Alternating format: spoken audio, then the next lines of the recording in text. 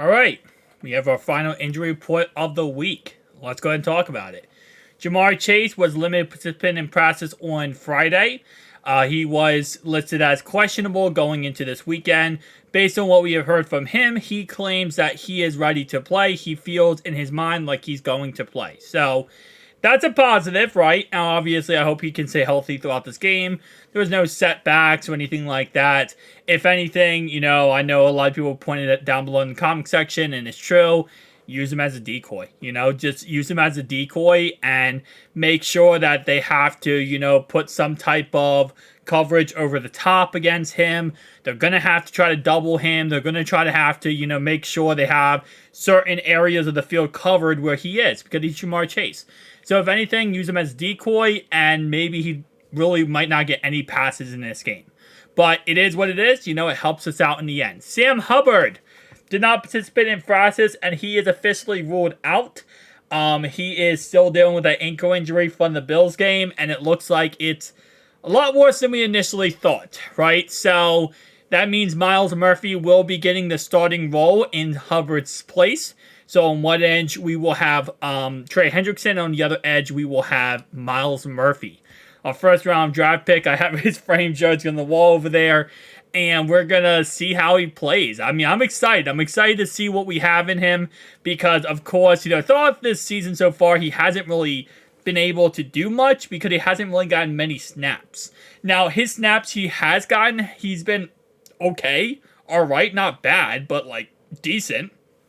We need to see him really step up in this game, though, and show us why he was a first-round pick because we missed out on a lot of great players to take him. And I don't think he's not a bust. It was not a bad decision. We just need to see what we got, for a return for going ahead and doing that. Josh is doubtful with his shoulder injury. He did miss last week's game, and now he is doubtful for this upcoming game. He did limit participant in practice on Thursday and Friday. So, again, another player we're going to have to monitor throughout next week. Keep in mind, we have a short week, right? We play on Sunday, and then we play on Thursday versus the Ravens. So, players like Sam Hubbard, Josh, these are guys that, aren't going to be in this game, but potentially with the extended rest of not pushing them out for this game, we could see them maybe be, able to play in those games, right? Jalen Davis, full participant in practice on both days. He will play. Keem Davis-Gaither, again, continuing limited participant in practice with his knee injury. He will play, but most likely on a limited snap count, as always. T. Higgins is officially out. After pulling his hamstring on Wednesday, he did not participate in practice on Wednesday or Thursday or Friday, and he is officially out, which again will mean the pecking order will go Jamar Chase, then it will go Tyler Boyd, most likely I'm going to get Trenton Irwin, then Yoshi, then Chuck Sizzle. Because Chuck Sizzle is questionable for this upcoming game, but he did participate in practice on full every single day, so that is awesome. Coming off of IR, nice to see him ready to go for the game.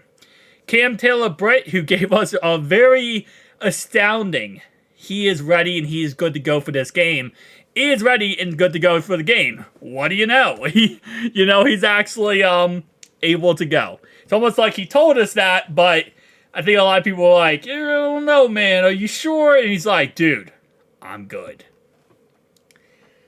Now let's talk about the biography, which is the Houston Texans injury report. So, total, they have 8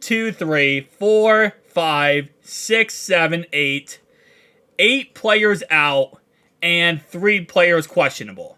So, the players they have out is Andrew Beck, their fullback, which isn't really that big of a deal for them.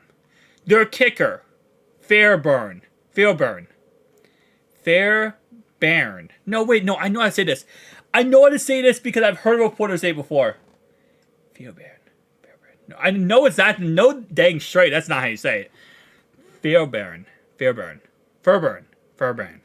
It's weird. It's not like what it looks like. I know that. I've heard it said so many times. I am so mad at myself. Jake Henson, the linebacker, is out for this game. Brevin Jordan, their tight end, is out for this game. Steven Nelson is questionable, But a player that's really important here is a couple guys here. Damian Pierce, he is out for this game. He is their young, rookie, not rookie anymore, but he's their young running back in his second year. Honestly, in my opinion, had the potential to be the best in the league with how he was looking last season. Obviously, that's, might be a little bit, too exaggeration there, or might be a little bit too optimistic, but he looked really good last season. So he is out for this game, though. Laremy Tunsil was a full participant in practice on Friday, limited on Thursday, did not practice on Wednesday.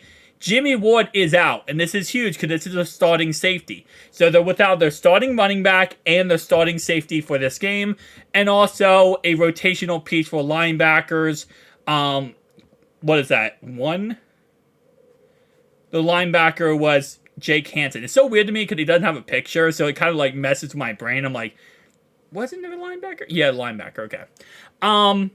And also Nico Collins. So Nico Collins is one of those starting wide receivers. Obviously, that means that the pecking order there would be Tank now, and it would be Robert Woods, and then it would be obviously whoever they have outside of that.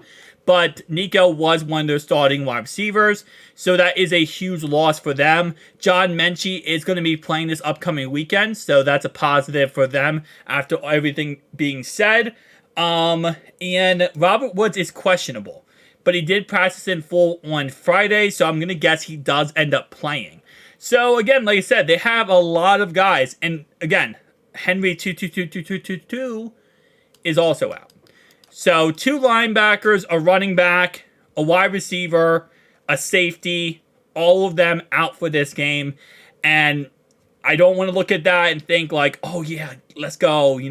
Now we have a better chance to win it because of that. No, obviously at the end of the day, we still have the same chance going into this game, whether they have the full team or they have an injured team.